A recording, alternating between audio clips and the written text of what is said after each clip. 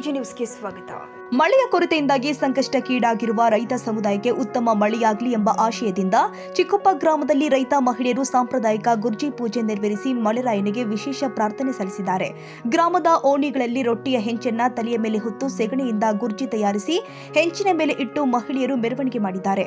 ಈ ವೇಳೆ ಪರಸ್ಪರ ನೀರು ಎರಚಿಕೊಳ್ಳುತ್ತಾ ಗುರ್ಜಿ ಹಳ್ಳಾಡಿ ಬಂದೆ, ಹಳ್ಳ ಕೊಳ್ಳ ತಿರುಗಾಡಿ ಬಂದೆ, ಕಾರ ಮೇಳೆಯೋ ಕಪ್ಪತ್ತು ಮಳೆಯೋ, ಸುರಿ ಸುರಿಯೋ ಮಳೆಯೋ ಎಂದು ಹಾಡುತ್ತಾ ಮಳೆಗಾಗಿ ಪ್ರಾರ್ಥನೆ ಮಾಡಿದ್ರು.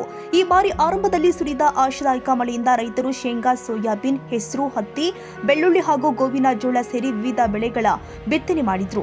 ಆದರೆ ಕಳೆದ ಕೆಲ ದಿನಗಳಿಂದ ಮಳೆ ಕೈಕೊಟ್ಟ ಪರಿಣಾಮ ಭೂಮಿಯಲ್ಲಿ ತೇವಾಂಶ ಕಡಿಮೆಯಾಗಿದ್ದು ಬಿತ್ತಿದ ಬೀಜಗಳು ಮೊಳಕೆಯೊಡೆದು ಒಣಗುವ ಆತಂಕ ಎದುರಾಗಿದೆ. ದುಬಾರಿ ಬೆಲೆಗೆ ಬೀಜ ಹಾಗೂ ಗೊಬ್ಬರ ಖರೀದಿ ಮಾಡಿ ಬಿತ್ತನೆ ಮಾಡಿರುವ ರೈತರು ಇನ್ನು 4-5 ದಿನದಲ್ಲಿ ಮಳೆ ಸುರಿಯದಿದ್ದರೆ ಬೆಳೆ ಸಂಪೂರ್ಣ ಹಾನಿಯಾಗುವ ಭೀತಿ ವ್ಯಕ್ತಪಡಿಸಿದ್ರು.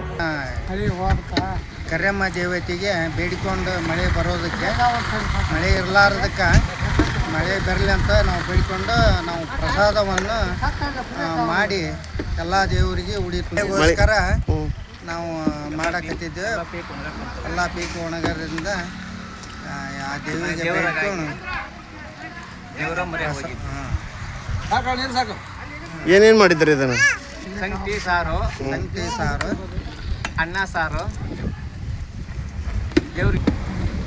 ಪೂಜೆಯಲ್ಲಿ ಗ್ರಾಮದ ಮಹಿಳೆಯರು, ಪುರುಷರು ಹಾಗೂ ಮುದ್ದು ಮಕ್ಕಳು ಕೂಡ ಭಾಗವಹಿಸಿ ಮಳೆ ದೇವರಿಗೆ ಉಡಿ ತುಂಬಿ ಉತ್ತಮ ಮಳೆಯಾಗುವಂತೆ ಪ್ರಾರ್ಥನೆ ಮಾಡಿದ್ದಾರೆ.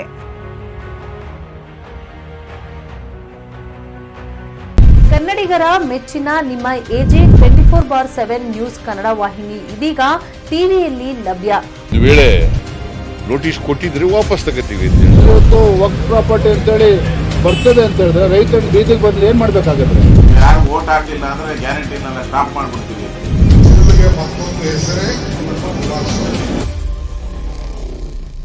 ಕರ್ನಾಟಕ ಮತ್ತು ದೇಶ ವಿದೇಶ 360 ಡಿಗ್ರಿ ಸುದ್ದಿ ಹಾಗೂ ಉತ್ತರ ಕರ್ನಾಟಕ, ಬೆಳಗಾವಿ, ಬಾಗಲಕೋಟೆ, ಧಾರವಾಡ, ಹಾವೇರಿ, ಗದಗ, ಬಿಜಾಪುರ ಜಿಲ್ಲೆಯ ಕ್ಷಣ ಕ್ಷಣದ ವಿವರವನ್ನ ಪಡೆಯುವುದಕ್ಕೆ ಎಜೆ 24/7 ನ್ಯೂಸ್ ಕನ್ನಡ ವಾಹಿನಿಯನ್ನ ಲೈಕ್ ಮಾಡಿ, ವಿಡಿಯೋಗಳನ್ನ ಶೇರ್ ಮಾಡಿ, ಕಮೆಂಟ್ ಮಾಡುವ ಮೂಲಕ ನಮ್ಮ ವಾಹಿನಿಗೆ ಸಹಕಾರ ನೀಡಿ ಮತ್ತು ಚಾನೆಲ್ ಅನ್ನ ಸಬ್ಸ್ಕ್ರೈಬ್ ಮಾಡಿ.